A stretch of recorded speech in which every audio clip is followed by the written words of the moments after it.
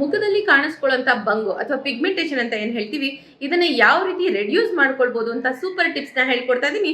ನಮಸ್ತೆ, ನಾನು Deepa Nagesh, Ayurvedic beauty therapist. ಸಾಧಾರಣವಾಗಿ ಮುಂಚೆ ಎಲ್ಲ ಮೆನೋಪಾಸ್ ಟೈಮಲ್ಲಿ ಬರ್ತಿದ್ದಂತ ಈ ಬಂಗು ಇತ್ತೀಚೆಗೆ ಟೀನೇಜರ್ಸ್ ಅಲ್ಲಿ ಕೂಡ ಬರುವಂತ ಕೇಸಸ್ ತುಂಬಾ ಜಾಸ್ತಿ ಆಗಿದೆ. ಇದಕ್ಕೆ ರೀಸನ್ ಏನು ಅಂತ ಕೇಳಿದ್ರೆ ತುಂಬಾನೇ ಶಾಕ್ ಆಗ್ತೀರಾ. ಹೆಚ್ಚಾಗಿ ಕೆಮಿಕಲ್ಸ್ಗಳನ್ನ ಯೂಸ್ ಮಾಡಿದಾಗ, ಈ ಕಾಸ್ಮೆಟಿಕ್ಸ್ಗಳನ್ನ ಯೂಸ್ ಮಾಡಿ ಅದನ್ನ ರಿಮೂವ್ ಮಾಡದೇ ಇದ್ದಾಗ, ಪಾರ್ಲರ್ಗಳಲ್ಲಿ ತುಂಬ ಹೆಚ್ಚಾಗಿ ಬ್ಲೀಚ್ನ ಮಾಡಿಸ್ಕೊಂಡಾಗ, ಇನ್ಕ್ಲೂಡಿಂಗ್ ಹೇರ್ ಕಲರಿಂಗ್ ಅನ್ನು ಮಾಡ್ಕೊಳ್ಳೋದ್ರಿಂದನೂ ಕೂಡ ಪಿಗ್ಮೆಂಟೇಷನ್ ಬರ್ತಾ ಇರುತ್ತೆ. ಆದಷ್ಟು ಕೆಮಿಕಲ್ಗಳನ್ನೇ ನೀವು ರೆಡ್ಯೂಸ್ ಮಾಡಿಬಿಟ್ಟು ಮನೇಲಿ ಸಿಗುವಂಥ ನ್ಯಾಚುರಲ್ ಇಂಗ್ರೀಡಿಯೆಂಟ್ಸ್ಗಳಿಂದ ಇದನ್ನು ಸ್ವಲ್ಪ ಮಟ್ಟಿಗೆ ರೆಡ್ಯೂಸ್ ಮಾಡ್ಬೋದೇ ಹೊರತು ಯಾವುದೇ ಟ್ರೀಟ್ಮೆಂಟಿಂದ ಇದನ್ನು ಸಂಪೂರ್ಣವಾಗಿ ಹೋಗ್ಸೋದಕ್ಕೆ ಸಾಧ್ಯನೇ ಇಲ್ಲ. ಸೊ ಇದಕ್ಕೋಸ್ಕರ ಲೇಸರ್ ಟ್ರೀಟ್ಮೆಂಟ್ ಅಥವಾ ಇನ್ಯಾವುದೋ ಕೆಮಿಕಲ್ ಪೀಲಿಂಗ್ ಎಲ್ಲ ಮಾಡಿಸಿ ಸ್ಕಿನ್ನನ್ನು ಮತ್ತಷ್ಟು ಹಾಳು ಮಾಡ್ಕೊಳ್ಳೋದ್ರ ಬದಲಿಗೆ ಮನೇಲಿ ಸಿಗುವಂಥ ಕೆಲವೊಂದಷ್ಟು ಇಂಗ್ರೀಡಿಯೆಂಟನ್ನು ಯೂಸ್ ಮಾಡಿಕೊಂಡು ಸ್ವಲ್ಪ ರೆಡ್ಯೂಸ್ ಅಂತೂ ಮಾಡ್ಕೊಳ್ತಾ ಬರ್ಬೋದು. ತೆಂಗಿನಕಾಯಿ ಹಾಲು ಅಂತ ಹೇಳ್ತೀವಿ, ಅಂದರೆ ಹಸಿ ತೆಂಗಿನಕಾಯಿನ ತುರಿದಾಗ ಸ್ಕ್ವೀಸ್ ಮಾಡಿದಾಗ ಬರೋವಂಥ ತೆಂಗಿನಕಾಯಿ ಹಾಲನ್ನು ಕಾಟನ್ ಪ್ಯಾಡಲ್ಲಿ ಡಿಪ್ ಮಾಡಿ ಎಲ್ಲಿ ಪಿಗ್ಮೆಂಟೇಷನ್ ಅಥವಾ ಬಂಗು ಅಂತ ಇರುತ್ತೋ ಅದ್ರ ಮೇಲೆ ಅಪ್ಲೈ ಮಾಡಿ 30 ಮಿನಿಟ್ಸ್ ಬಿಟ್ಬಿಟ್ಟು ವಾಶ್ ಮಾಡ್ತಾ ಬನ್ನಿ.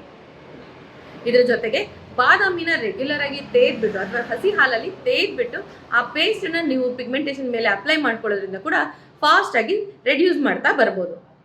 ಮಖಾನೆ ಅಂತ ಸಿಗುತ್ತೆ, ಅಂದರೆ ಇದು ತಾವರೆ ಹೂವಿನ ಬೀಜದಿಂದ ಮಾಡಿರ್ತಾರೆ. ಈ ಮಖಾನೆನ ಕೂಡ ಸ್ವಲ್ಪ ತುಪ್ಪದಲ್ಲಿ ಹುರಿದು ಫೈನ್ ಪೌಡರ್ ಮಾಡಿ ಇಟ್ಕೊಂಡು ಅದನ್ನ ಫೇಸ್ ಪ್ಯಾಕ್ ರೀತಿ, ಅಂದರೆ ಬಿಸಿ ಹಾಲಲ್ಲಿ ಅಥವಾ ಹಾಲಿನ ಕೆನೆಯಲ್ಲಿ ಕಲಸಿ ಅದರ ಫೇಸ್ ಪ್ಯಾಕ್ ಹಾಕೊಳ್ಳೋದ್ರಿಂದ ಕೂಡ ರೆಡ್ಯೂಸ್ ಆಗ್ತಾ ಬರುತ್ತೆ. ಆಲೂಗಡ್ಡೆ ಅಥವಾ ಸ್ವೀಟ್ ಪೊಟ್ಯಾಟೊ ಅಂತ ಏನು ಹೇಳ್ತೀವಿ, ಸಿಹಿಗೆಣಸನ್ನ ಬೇಯಿಸಿ ಸ್ವಲ್ಪ ತುಪ್ಪದ ಜೊತೆ ಮ್ಯಾಶ್ ಮಾಡಿ ಅದರಲ್ಲಿ ಅಪ್ಲೈ ಮಾಡ್ಕೊಳ್ಳೋದ್ರಿಂದ ತುಂಬ ಚೆನ್ನಾಗಿ ರೆಡ್ಯೂಸ್ ಆಗ್ತಾ ಬರುತ್ತೆ.